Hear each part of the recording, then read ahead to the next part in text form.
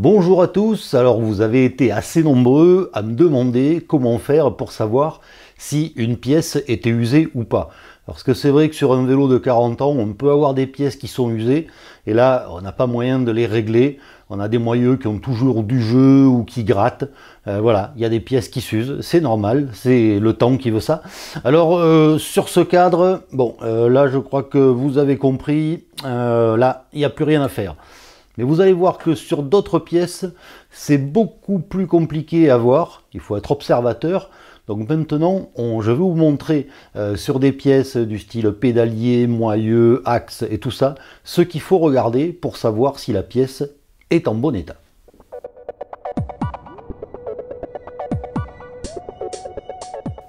On va commencer par la transmission et notamment par les plateaux, parce que les plateaux ça s'use. Ben oui, la chaîne est en acier alors que le plateau, lui, il est en aluminium, donc il va s'user. Alors si c'est un plateau en acier, il s'usera moins vite, mais il peut quand même s'user, tout comme la roue libre. Alors là, je vous ai amené un plateau, regardez ça. Alors, qu'est-ce que vous en dites? C'est bon ou c'est mort? Bon, un plateau comme ça, il faut savoir que c'est mort. Regardez les dents comme elles sont pointues. On pourrait presque se piquer le doigt dessus. Alors, en comparaison, voilà un plateau en bon état. Et vous voyez que les dents sont quand même beaucoup moins pointues. Regardez un peu ici, en haut, c'est plat, alors que là, c'est vraiment pointu.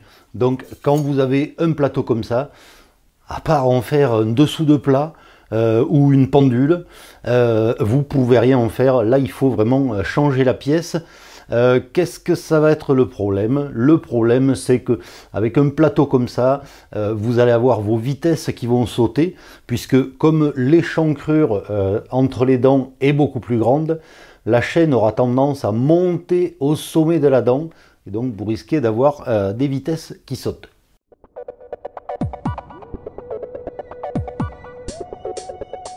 Autre problème d'usure sur la transmission, c'est bien sûr la chaîne. Alors ça, pour savoir si une chaîne est usée, alors celle-là elle est très propre, hein, on pourrait dire qu'elle est nickel. Donc là, ce qu'on va faire, c'est qu'on va utiliser, alors ça peut être cet outil, un testeur d'usure de chaîne. Donc je vous ai déjà montré comment ça marchait. Vous avez deux gravures ici, 75 et 100% d'usure. Alors tant que vous êtes à 75, ça passe encore. Mais là, cette chaîne, elle est tellement morte que, regardez un peu, quand je mets le testeur, voilà, ça rentre dans la chaîne. Et là, si ça rentre dans la chaîne, ça veut dire que cette chaîne, elle s'est vraiment très allongée. Et donc là, ça va pas marcher. Cette chaîne, elle est bonne pour la poubelle. Si vous n'avez pas de testeur d'usure, ce que vous pouvez faire, c'est utiliser votre pédalier, à condition que le pédalier soit quand même en bon état. Il suffit de mettre la chaîne sur votre pédalier, comme ça. Et puis là, ce que vous allez faire, c'est que vous allez tirer sur la chaîne. Et là, on s'aperçoit que quand on tire, on arrive à avoir 2 mm de jour entre les dents et la chaîne. Bon, mais ça veut dire que la chaîne est usée. Ça, c'est la technique des anciens. Maintenant, on va voir que les roues libres aussi, ça peut s'user.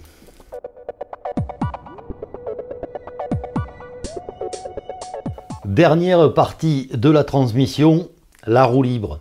La roue libre, ça c'est important. Alors là, voilà cette roue libre. Alors elle tourne bien, hein.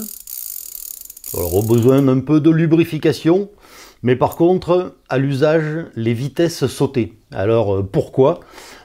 Tout simplement parce que l'échancrure dans les dents, je ne sais pas si vous le voyez bien, mais en gros, l'espace entre les dents est très large. Et on s'en aperçoit, alors ça c'est encore plus compliqué à vous montrer, on voit qu'il y a des dents qui sont abîmées et on voit le point d'appui de la chaîne qui est presque au sommet de la dent. Donc en fait, qu'est-ce qui se passait sur la moitié des pignons? C'est que dès qu'on forçait un peu, voire même sans forcer, on avait la chaîne qui sautait d'une dent à l'autre. Voilà. La chaîne ne restait pas au fond de la gorge du pignon. Donc voilà. Ça aussi, c'est direction poubelle, parce que là, il n'y a rien à faire.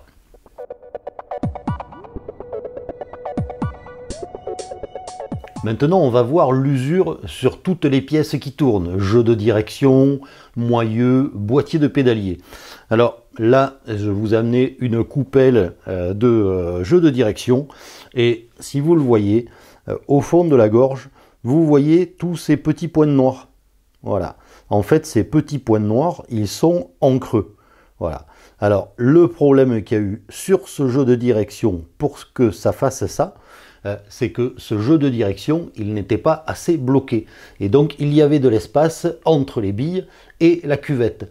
Et à force, les billes ont marqué la cuvette, mais à certains endroits. On appelle ça une cuvette qui est billée, puisqu'elle a été marquée par les billes.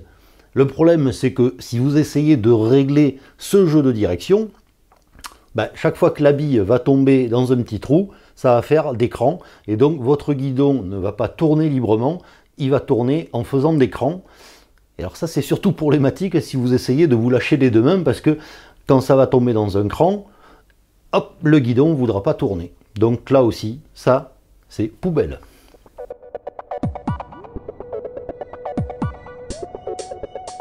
Maintenant, on va voir les moyeux, et là, c'est un petit peu le même problème que pour la direction. Si vous regardez, ici, on voit qu'il y a vraiment une marque, c'est-à-dire que ce cône est traité, il est de couleur noire, mais on voit qu'il y a une gorge qui s'est formée et qui, elle, est couleur métal. Là aussi, de l'autre côté, on voit que la gorge est bien creusée. Il y a même des arrachements de matériaux. Alors là, c'est le problème inverse. C'est que ce moyeu, il a été trop serré. Donc les cuvettes, les cônes étaient vraiment en compression sur les billes. Et là, ça a labouré complètement le cône et peut-être le cône, la cuvette en tout cas, et le cône du moyeu. Voilà, les billes étant tellement serrées qu'il a fallu qu'elles fassent leur place. Et donc ça a labouré. Ça aussi, c'est irrécupérable parce que vous aurez toujours soit un peu de jeu, soit votre moyeu sera bloqué.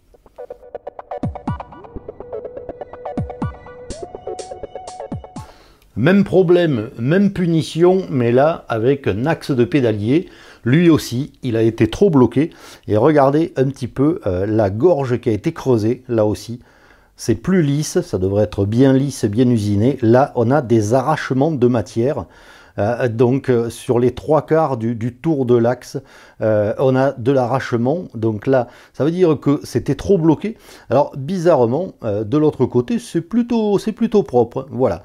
Il y a un côté qui a un peu plus été labouré que l'autre. Mais là aussi, ça, c'est bon pour la poubelle, malheureusement.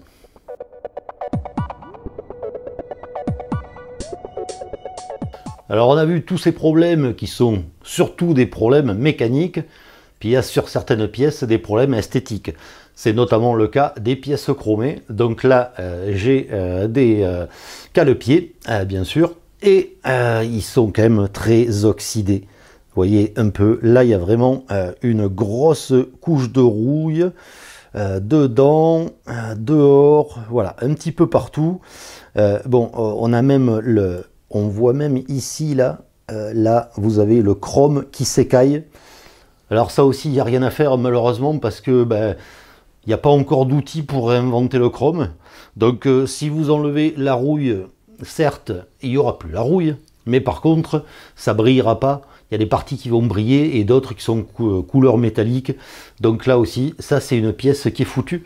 Dans le même exemple de problème esthétique, j'ai cette tige de sel, une tige de sel simplex.